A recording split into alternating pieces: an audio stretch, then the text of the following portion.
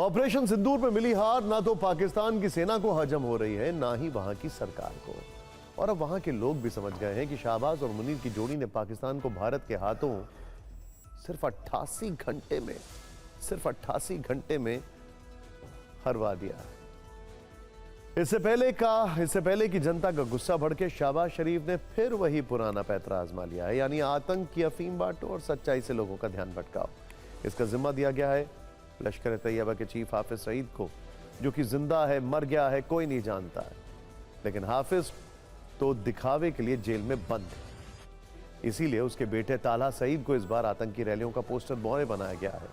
उसने पाकिस्तान के अलग अलग इलाकों में 50 से ज्यादा रैलियां की। सेना की सुरक्षा में, सरकार की सरपरस्ती में पाकिस्तान में लश्कर के आतंकियों ने 50 से ज्यादा रैली की हैं और फिर ये कहते हैं कि हम आतंक से पीड़ित हैं। ये जो तस्वीर आप अपनी स्क्रीन पर देख रहे हैं, लाहौर की तस्वीर है, जहां हाफिज सईद के बेटे ताला सईद ने एक बार फिर पाकिस्तान की राष्ट्रभाषा यानी आतंक की जुबान का जोर शोर से प्रचार किया। पाकिस्तान के साथ सबसे अच्छी बात यह है कि उसे कभी कोई बेनकाब करने के लिए सामने आए ऐसा जरूरी नहीं है, वो खुद ही अपने आतंकी चेहरे से नकाब हटा लेता है। आतंकियों की 50 से ज्यादा रैलियां करवाकर भी उसने ऐसा ही किया। शहबाज शरीफ और इन आतंकियों का प्रेम अटूट, इसीलिए भारत ने 7 मई की रात ऑपरेशन सिंदूर के तहत उसके 9 आतंकी ठिकानों को ध्वस्त किया।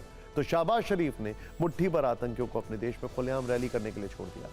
भारत ने बहावलपुर और मुरीदके में जैश और लश्कर के हेडक्वार्टर को नष्ट किया। उस बात को छिपाने के लिए शहबाज शरीफ ने पाकिस्तान की सड़कों पर आतंकियों की झांकी निकाल दी है, ताकि जनता को लगे कि पाकिस्तान हारा नहीं है और उसके सारे आतंकी सही सलामत है। शहबाज शरीफ अपने तमाम एयरबेस और आतंकी ठिकानों की तबाही के दर्द को छिपाने के लिए आतंक का विजय उत्सव मना रहे हैं, लेकिन वास्तव में ये उत्सव वो आईना है जिसमें पाकिस्तान का असली चेहरा दिखता है। इंटरेस्टिंगली, आतंकी ज्यादातर रैली और रोड शो इसलिए कर रहे हैं क्योंकि एक मैसेज गया है कि भारत की फौज उनके ऊपर हावी हो गई, भारत की फौज ने उनको पॉइंट कर कर उनके ठिकानों को, उनके अड्डों को उड़ा दिया। ये मैसेजिंग इनकी रेपुटेशन खराब कर रही है और अब अपनी रेपुटेशन को वापस बनाने के लिए चीख चीख कर, गला फाड़ कर फिर से सड़कों पर आकर पाकिस्तान की गरीब और गुर्बत में जो जनता है उसके बीच जाने की कोशिश कर रहे हैं। ताला सईद आतंक के जिस मंच से भारत के खिलाफ जहर उगल रहा था, उसी मंच पर ताला सईद के ठीक बगल में पहलगाम हमले का गुनहगार भी बैठा हुआ था, जो बांग्लादेश में आतंकी नेटवर्क खड़ा कर रहा है। यह है आतंकी सैफुल्लाह कसूरी। इसकी लश्कर तैयबा में नंबर 2 की हैसियत है।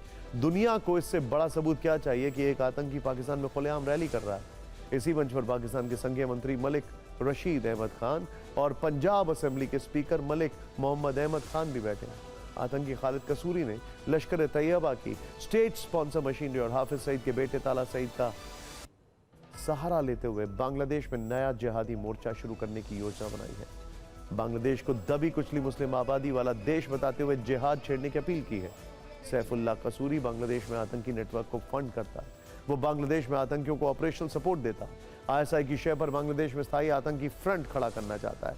सैफुल्लाह का मकसद धर्मनिरपेक्ष देशों में इस्लामिक जिहाद फैलाना है। पहलगाम आतंकी हमले का गुनहगार पाकिस्तान में खुलेआम जहर फैला रहा है और पाकिस्तान खामोश है, खामोश ही रहेगा। अब पाकिस्तान के डबल स्टैंडर्ड्स का दूसरा सबूत। नाइजीरिया में 4 पाकिस्तानी नागरिकों को गिरफ्तार किया गया है। इन पर बोको हरम के आतंकवादियों की मदद करने का आरोप है। नाइजीरिया एक मुस्लिम बहुल देश है जहां की करीब 40% आबादी मुसलमान है, लेकिन पाकिस्तान का टेरर कनेक्शन नाइजीरिया से भी जुड़ गया। बोको हरम अपनी क्रूरता के लिए दुनिया भर में कुख्यात है। इसमें अपहरण, नरसंहार और बच्चों को भी आतंकी बनाना शामिल है। इसकी मदद पाकिस्तानी आतंकी कर रहे हैं। रिपोर्ट्स में दावा किया गया है कि गिरफ्तार पाकिस्तानी नागरिकों ने बोको हरम को ट्रेनिंग दी है। बोको हरम के आतंकियों को ड्रोन चलाना सिखाया, उन्हें आईडी के बारे में जानकारी दी है। इसके अलावा बोको हरम को सेना पर घात लगाकर हमला करना सिखाया गया। यानी आप समझ सकते हैं कि ये चिंताजनक खबर है। ऐसे में पाकिस्तान का क्या करना चाहिए, ये दुनिया को खुद तय करना है, जो कि वो तय नहीं कर रहे हैं।